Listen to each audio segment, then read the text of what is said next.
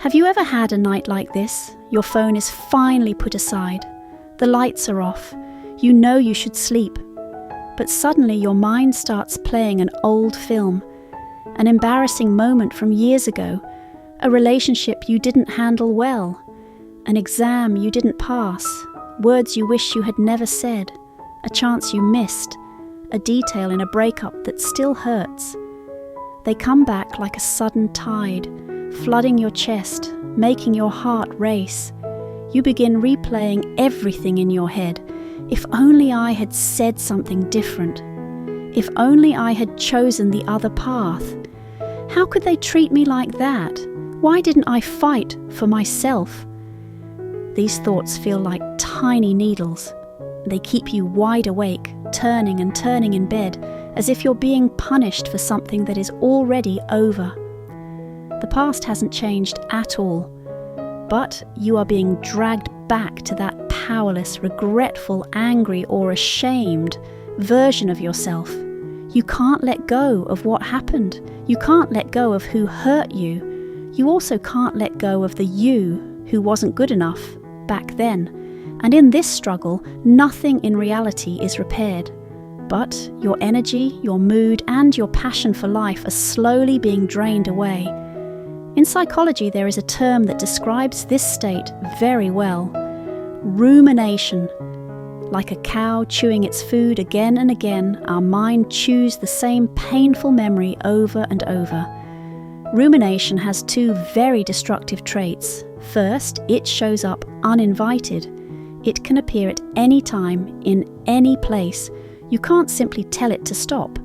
Second, it is obsessed with the pain itself, but has no interest in solutions. It will repeatedly show you how wrong things were, how badly you were treated, how stupid you were, but it will not move even half a step toward what can I do now. So you sink deeper and deeper. You feel more and more trapped. You lock yourself in a mental prison and throw away the key. Sometimes we even get a strange sense of comfort from staying inside our pain. We identify as the one who was hurt, the one who was betrayed, the one who was treated unfairly. That identity brings a subtle right, the right to pity ourselves and to feel that the world owes me. But this kind of comfort is the beginning of self-destruction. The more you indulge in it, the harder it becomes to wake up. So why do we cling so tightly to the past, and how can we truly learn to turn the page and allow our life to move forward again? 1. Rumination. Being hurt again and again by the same memory. When you replay the same event in your mind, your brain doesn't clearly know this is just a memory. On a physiological level, every replay can trigger a similar emotional reaction to the original moment. So something that happened once in time hurts you 10 times, 100 times through mental replay. This is the cruelty of rumination. The event only happened once, but you let it injure you countless times. 2. The fantasy of if only, romanticizing the path. We didn't take, we often get stuck in one sentence. If only I had done something different. The major you didn't choose, the city you didn't move to, the person you didn't end up with, the job you didn't take. We turn all of these into a shining alternate universe where everything would have been perfect. You lower the value of your current life and raise the value of the life you never truly lived. But here's the truth. You never actually walked that road. You have no idea what kinds of pressure, conflict, or heartbreak might have existed there. The path you are on now is not as terrible as you imagine, and the path you didn't choose is not as flawless as you fantasize. 3. Judging the past with today's mind. Another source of pain comes from using your current insight to harshly judge your past self. You might think, how could I be so stupid? It was obvious that person was unreliable. Why did I trust them? That job was clearly wrong for me. Why did I stay so long? But the reason you can see things so clearly now is precisely because you went through those experiences. Your present clarity was paid for by your past confusion.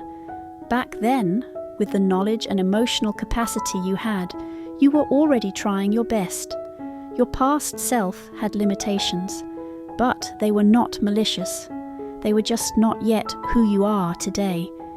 You don't have to agree with every decision you made in the past, but you can choose to understand that version of you instead of just attacking them. 4. Weak inner foundation. One storm can knock you down. Some people grow up without enough emotional support. They are like trees with shallow roots, planted in thin soil. A single storm can easily topple them. Others grow up overprotected, like flowers in a greenhouse. They rarely experience hardship or setbacks. So, the first strong wind already feels unbearable. When your inner foundation is not stable, one failure, one rejection, one breakup can feel like the end of everything. But very often, what truly destroys us is not the event itself, but the conclusion we draw from it. I failed at this, so I am a failure as a person. At that moment, you don't just fall down.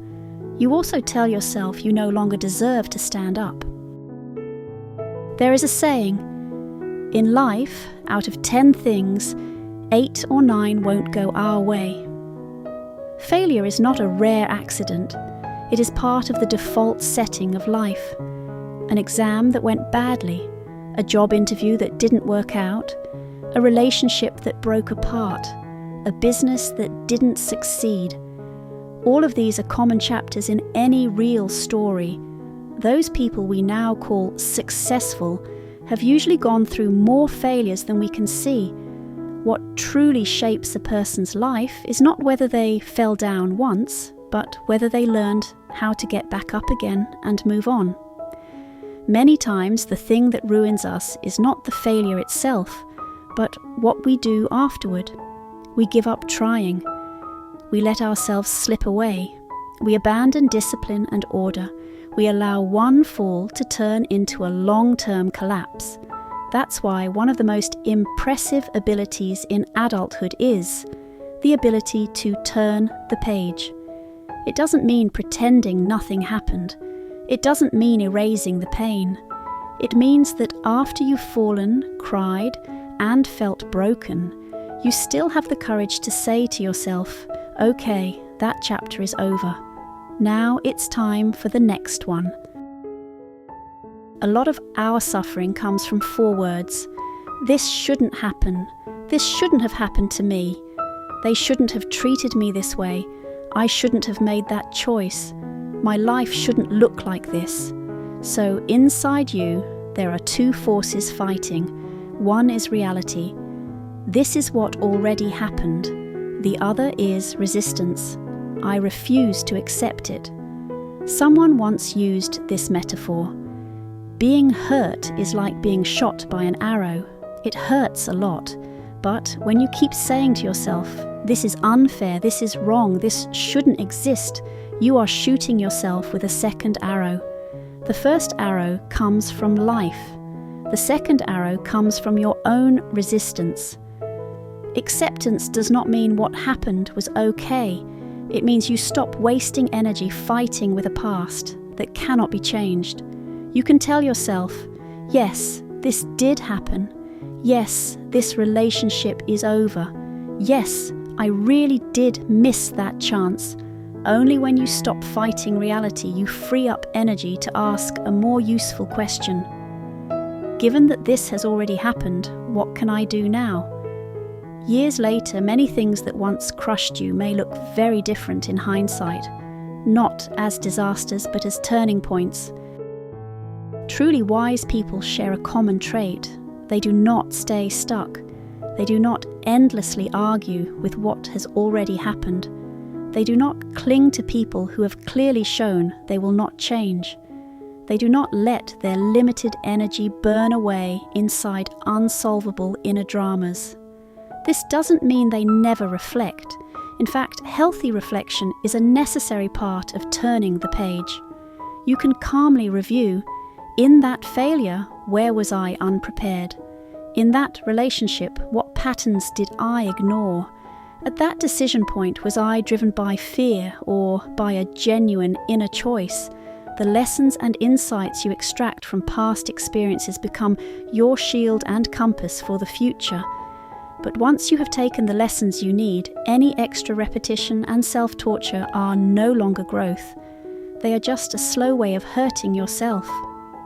Instead of asking, why was it like this, again and again, it might be more helpful to ask, how can I do it differently next time?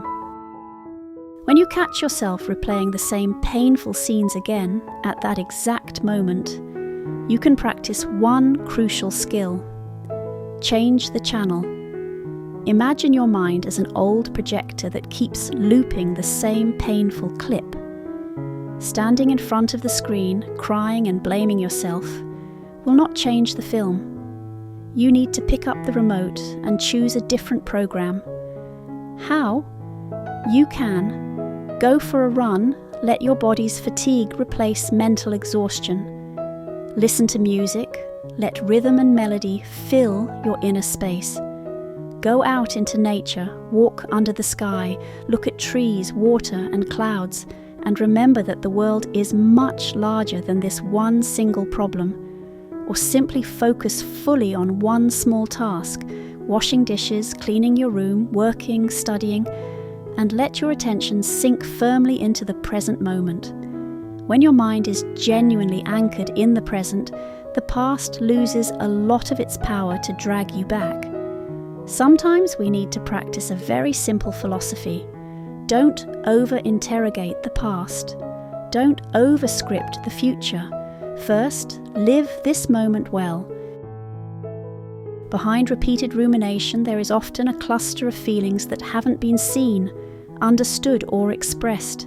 Anger, hurt, shame, fear, resentment, a sense of being wronged. These feelings have no outlet, so they circle around in your head again and again. You can gently ask yourself, when I keep thinking about this, what am I really feeling? Am I feeling abandoned, humiliated, unfairly treated? Or am I sad that I never truly stood up for myself? When you start naming and acknowledging these feelings, they lose some of their power to control you in the dark. You can talk to someone you deeply trust and allow yourself a real, unfiltered conversation. Write things down, let your thoughts and emotions flow from your mind onto paper, or practice mindfulness, simply observing your emotions as they rise and fall, without judging them, without merging with them. You don't have to pretend you're not sad or angry. You just need to give those emotions a healthy way out instead of letting them harden into lifelong obsessions. And if your rumination and emotional pain have already affected your daily functioning, seeking help from a professional therapist is not a sign of weakness. It is a sign of taking responsibility for your inner world. In many cultures, there is a deep fear of failure. We are taught to see failure as something shameful, something unforgivable. As a result, many people either don't dare to try, or once they fail, they feel completely broken. But failure is not a personal identity. It is simply feedback from reality. It tells you that one method didn't work, or that one direction wasn't right. It does not say, you are worthless. If every mistake becomes a reason to attack yourself, you will live in constant fear of acting at all. What if, instead, you allowed yourself to bring a little humour into your relationship with failure? You could say, yes, that was awkward, yes, that was painful, but at least now I have another story to tell. Seeing failure with a lighter heart does not mean you don't care. It means you care enough to keep moving forward instead of staying frozen in shame. When we are trapped in painful memories, our perspective becomes very narrow. It's like standing at the bottom of a deep pit with walls so high that only this one event fills your entire field of view. At such times, it helps to lift yourself up mentally and emotionally. Ask yourself, 10 years from now, will this still matter this much? 20 years from now, will this still define who I am? Think about your whole life as a long journey. This moment, this loss, this breakup, this failure is just one short segment. You can also physically change your environment. Walk up a mountain, go to the sea, look at the night sky. Anything that reminds you you are a small human in a vast universe. Your story is still unfolding. The real danger usually isn't in the failure itself, but in the belief. Because I failed now, my whole life is ruined. If you cling to that belief, you may actually live as if your life is over, and that is what makes things worse. So if you are in a difficult moment, start by maintaining the basic order of your life. Eat properly, sleep at reasonable times, do what needs to be done, do small things that are good for you. These simple routines are like ropes that keep you tied to life even when your heart doesn't feel strong yet. People often can't let go because they have placed all their weight on one single point. One person, one relationship, one job, one identity, one result. If I lose this, I have nothing left. When all your sense of worth and security rests on that one thing, of course you'll be terrified to let go. Of course, turning the page feels like jumping off a cliff. But if your life is rich and layered, you have your own hobbies. You have friends and communities. You have things you love to learn. You have goals and values that belong to you alone. Then even if one chapter closes, you will not feel that the whole book has ended. The richer your life is, the more courage you have to lose something and still keep walking. When you stop making one person or one result the center of your universe, you become freer to love without clinging, to strive without fear, to turn the page when it's time to move on. Turning the page does not mean erasing the past. The past is part of your story. It helped shape who you are today. But you can decide where that story lives in you. It does not have to stay in the most painful spot of your heart. Some people create a small goodbye box. They place photos, letters, and small objects connected to a certain period or person inside it. Then they close the box carefully and put it away. This is not denial. This is a quiet declaration to yourself. This chapter was real. It mattered. And now I am choosing to let it rest. Rituals may look simple from the outside, but internally they mark a turning point, a moment where you decide to stop letting the past spill into your present and future. Turning the page is not about saying it never hurt.